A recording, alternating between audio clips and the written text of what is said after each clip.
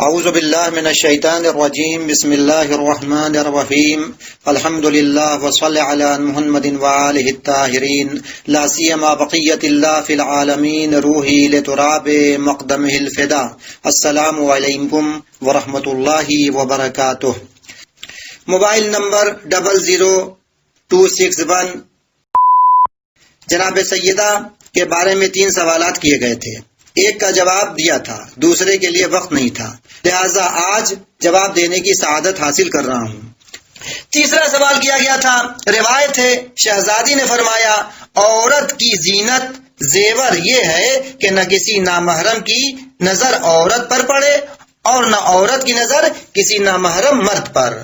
دوسری روایت ہے ایک صحابی شاید جناب سلمان، دوسرے صحابی کا بھی نام سوال میں لکھا ہے لیکن ہم نہیں سمجھ پائے، بہرحال کسی صحابی کا گزر شہزادی کے گھر کی طرف سے ہوا، انہوں نے جھانک کر دیکھا کہ شہزادی سو رہی ہیں، جھولا خود بخود ہل رہا ہے، چکی بھی چل رہی ہے۔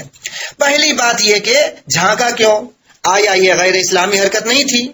دوسری روایت یہ بھی ہے کہ کسی صحابی نے دیکھا بھوک سے آپ کا رنگ زرد ہے اور ہڈیاں دکھائی دے رہی ہیں، تو یہ کیسے اور کس حد تک صحیح ہے؟ جواب، واقعہ یوں ہے کہ ایک دن رسول اللہ نے منبر سے پوچھا کون سی چیز عورت کے لیے ہر چیز سے بہتر ہے؟ ہر ایک نے جواب دیا لیکن کسی کا جواب مناسب نہیں تھا۔ مولا کائنات جب گھر آئے تو رسول اللہ کا سوال شہزادی سے بتایا، آپ نے فرمایا خیر لہن ان لا یرین الرجال ولا یرونہن، بہترین چیز عورت کے لیے یہ ہے کہ وہ کسی مرد یعنی نامحرم کو نہ دیکھے اور مرد یعنی نامحرم اس کو نہ دیکھے۔ یہ روایت مختلف عبارت کے ساتھ بعض کتابوں میں موجود ہے۔ امیر المؤمنین علیہ السلام نے شہزادی کا جواب رسول گرامی سے بتایا تو آپ خوش ہوئے اور فرمایا بیٹی نے صحیح کہا، فاطمہ میرے وجود کا حصہ ہے۔ یہ حدیث ہماری 4 قدیمی کتابوں میں نہیں ہے، یہ کتابیں حدیث کی ہیں، ان کو ہم کتب اربع کے نام سے جانتے ہیں۔ ہاں، بعد کی حدیثی اور اخلاقی کتابوں میں اس حدیث کا ذکر ہے۔ اگر ہم مان لیں اس حدیث کا ذکر حدیث کی قدیمی کتابوں میں نہیں اور اگر بعد کی کتابوں میں ذکر ہے تو بغیر سند کے، لہٰذا یہ روایت غلط ہے، یہ بات صحیح نہیں، اس لیے کہ ٹھیک ہے قدیمی کتابوں میں ذکر نہیں اور بعد کی کتابوں میں بغیر سند کے ذکر ہے، لیکن اس روایت کا مفہوم معتبر دینی تعلیمات کے موافق و مطابق ہے اور قرآن کے بھی موافق ہے۔ دوسرا یہ کہ اس روایت سے اگر حکم شرعی ثابت نہیں کر سکتے لیکن اتنا تو تسلیم کرنا پڑے گا کہ اخلاقی حوالے سے ایک مہم بات کو بیان کیا گیا ہے اس روایت میں، اور وہ یہ ہے جہاں تک ممکن ہے نامحرم زن و مرد کے درمیان رابطہ کم سے کم ہو، بغیر دلیل اور ضرورت کے گلی گلی محلے محلے اور بازاروں میں نہ پھریں، یہ عورت کی شان کے خلاف ہے۔ اس وقت مغربی ملکوں میں یہی ہو رہا ہے اور افسوس ہمارے ملکوں میں بھی اس کا اثر بہت دکھائی دے رہا ہے، جس کا نتیجہ آپ حضرات کو معلوم ہے۔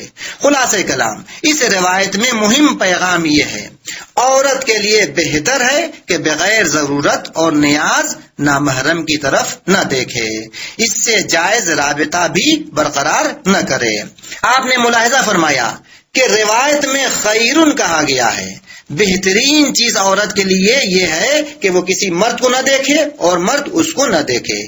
اس سے معلوم ہوتا ہے کہ اس بات اور سیرت میں میلان، رجحان اور آئیڈیل کو بتایا گیا ہے، ایسی بات جس کی رعایت کرنے کو رجحان اور برتری حاصل ہے، جب تک ضرورت نہ ہو اس پر عمل بہتر اور مطلوب ہے۔ اس لیے کہ نامحرم کی طرف دیکھنے کے بہت برے اور خطرناک نتائج ہیں۔ رسول اللہ نے فرمایا النظر سہم مسموم من سہام ابلیس، نامحرم کی طرف دیکھنا نگاہ شیطان کے زہر آلود تیروں میں سے ایک ہے۔ امام صادق علیہ السلام نے فرمایا النظرۃ بعد النظرۃ تزرع فی القلب الشہوۃ وکفی بہا لصاحبها فتنہ، نگاہ کے بعد نگاہ دل میں شہوت کی بیج بوتی ہے اور نگاہ کرنے والے کے لیے ایسا کام کافی ہے کہ فتنے کا باعث و سبب ہو۔ رسول اللہ صلی اللہ علیہ وآلہ وسلم کے عظیم صحابی جیسے جناب سلمان یا ان کے مانند صحابی نے شہزادی کی طرف دیکھا، یہ بات صحیح نہیں، اس لیے کہ یہ لوگ عظیم صحابی تھے، شہزادی کی طرف نہیں دیکھ سکتے تھے۔ دوسرے یہ کہ شہزادی جب نابینا صحابی سے پردہ کرتی تھیں تو یہ لوگ تو بہرحال بینا تھے۔ کسی کے گھر میں جھانک کر دیکھنا یقیناً غیر اسلامی، غیر اخلاقی اور غیر انسانی حرکت ہے۔ جناب سلمان اور ان جیسے صحابی کبھی بھی ایسا کام نہیں کرتے تھے۔ اور اگر مان لیں کسی گستاخ صحابی نے جناب سیدہ کے گھر کی طرف دیکھا تو ہاں، گستاخ اور ایسے صحابی سے یہ بات ممکن ہے۔ جو دوسروں کے گھر میں دیوار سے کود کر داخل ہو جائے وہ جناب سیدہ کے گھر کی طرف جھانکنے کی جسارت کر سکتا ہے، لیکن یہ بھی غیر ممکن ہے۔ پہلے یہ کہ آپ حضرات کا گھر کھلا نہیں رہتا تھا کہ کوئی دیکھے، دوسرے یہ کہ آپ حضرات کی نیند ہماری نیند کی طرح نہیں تھی، ہم بے خبر سوتے ہیں، لیکن معصومین علیہم السلام کے لیے حالت بیداری اور خواب سب یکساں ہے، لہذا حالت بیداری میں یا حالت خواب میں جناب سیدہ سلام اللہ علیہا کی طرف کسی نامحرم کے دیکھنے والی بات سوال کو مد نظر رکھتے ہوئے بالکل غلط ہے۔